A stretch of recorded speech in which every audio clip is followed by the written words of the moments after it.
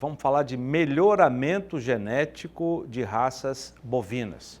Estou aqui com o Dr. Gilberto Menezes, pesquisador da Embrapa GenePlus, para falar do crescimento.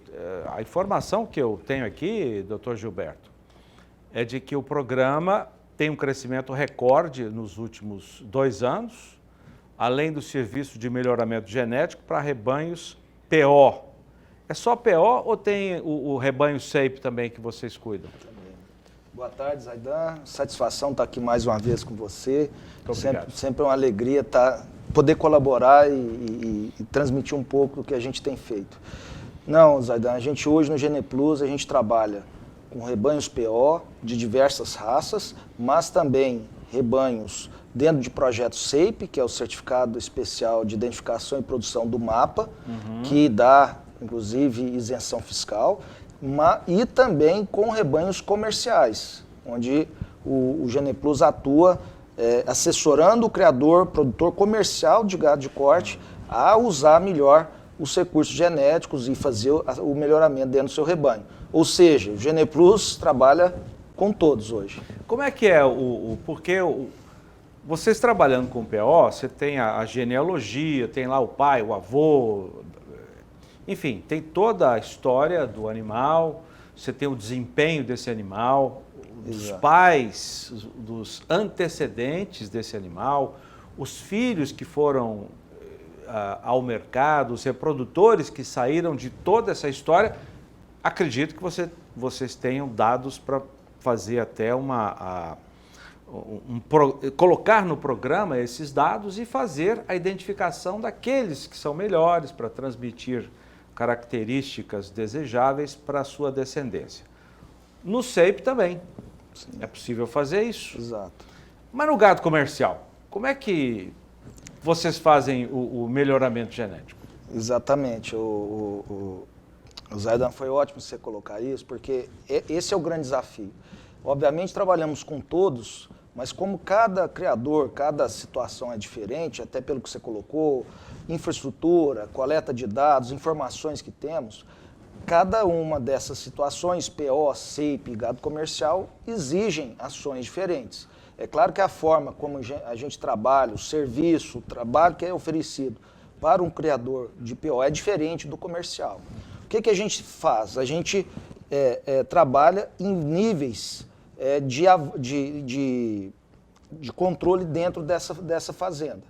Ou seja, você não tem os pais, não tem a genealogia. Não, exato. Só que o que a gente faz? Chegamos nas fazendas, fazemos uma avaliação de qual é a situação, porque tem fazenda comercial que tem o controle zootécnico, que tem escrituração zootécnica. Essas que já têm esse trabalho de identificação individual de cada animal, dá para avançar já, inclusive, inserindo essas bases de dados dessa fazenda numa avaliação que a gente faz conjunta com gado PO e SAPE dentro do GenePlus.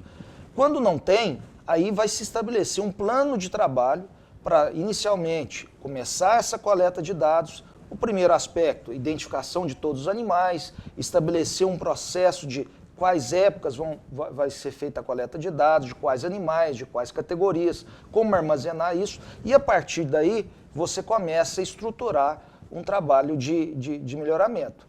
Mas dá para fazer algo já diretamente, mesmo sem ter essa infraestrutura. Com o quê? Ajudando na escolha dos touros que vão ser utilizados. A gente já teve a oportunidade aqui no canal do Boi falar do impacto do touro melhorador dentro de um rebanho. Então, se você faz uma escolha adequada dos touros que vão ser usados, isso já é um grande ganho. A gente consegue trabalhar com essa escolha do touro é visual? Porque vocês não têm dados ainda. É claro que o visual sempre é importante, olhos bem treinados muito colaboram. Mas um rebanho comercial, ele pode estar fazendo já inseminação artificial.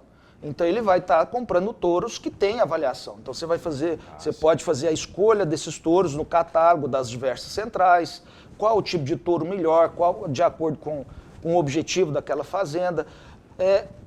No mesmo momento da compra dos touros em leilões, vou fazer uma compra de touro.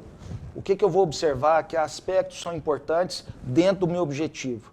E ainda, além disso, dá para fazer uma avaliação visual do rebanho em si. Né? Por exemplo, do rebanho de vacas, avaliar principalmente desmama, para poder então avaliar quais vacas são interessantes ou não de ficar no rebanho, já começar uma orientação em termos de fertilidade do rebanho, ou seja, de acordo com o nível que está esse rebanho comercial, em termos de escrituração, você consegue ir entrando com as diversas etapas de um programa de melhoramento. E que no final os resultados vão aparecendo. Você falou do potencial do touro, porque na genética, 50% do touro mais 50% da vaca, né, macho e fêmea, Isso. é que vão ser responsáveis para a cria, né? Exato. A genética dos dois, meio a meio, é que vai influenciar as crias. Mas o touro, você falou agora, eu quero ver se eu lembro, até para você dar detalhes, Sim, sim. até pesquisa da Embrapa, né? Exato. O touro é mais do que 50%, não biologicamente, mas o touro chega a ter um impacto positivo de 80% numa vacada da fazenda. E pode ser negativo também, que se for um touro ruim, ele vai estragar tudo. Exato. Mas é isso mesmo? O impacto é 80%? Exatamente. Da genética do pai? Essa é a ideia, né? Isso é um trabalho que os colegas nossos, Antônio Rosa, Roberto Tunes, Luiz Otávio, né? Algo que a gente já fala já há mais de 10 anos e tem a simulação mostrando isso. Não é que no animal que vai nascer, como você falou, o touro vai ter mais do que 50%. É claro, em cada animal que nasce da fazenda, 50% do pai e 50% da mãe. Mas no rebanho, essa influência do touro chega a 80%. Por quê? Porque eu consigo trabalhar com menos touros sendo pais de um número grande de animais. Então, numa fazenda com 500 matrizes, eu posso usar, numa relação de 1 para 25, 20 touros. Então, eu vou ter o quê? 20 touros com 500 filhos, enquanto eu vou ter que ter 500 matrizes para ter esses mesmos filhos, nesse caso. Então, o touro tem uma influência maior, ele deixa mais descendentes dentro do rebanho. Os machos, você pode me dizer, vão para a venda, mas as filhas ficam na fazenda. Então, esse papel desse touro, ele acaba tendo uma influência maior. Não é só naquela estação de mãe. Não, ele vai ao longo das gerações. Outra coisa é o seguinte, a seleção em cima de touro é muito maior do que em cima de fêmeas. Principalmente se você usa inseminação. Então, o rigor para ser um touro de uma central é muito maior.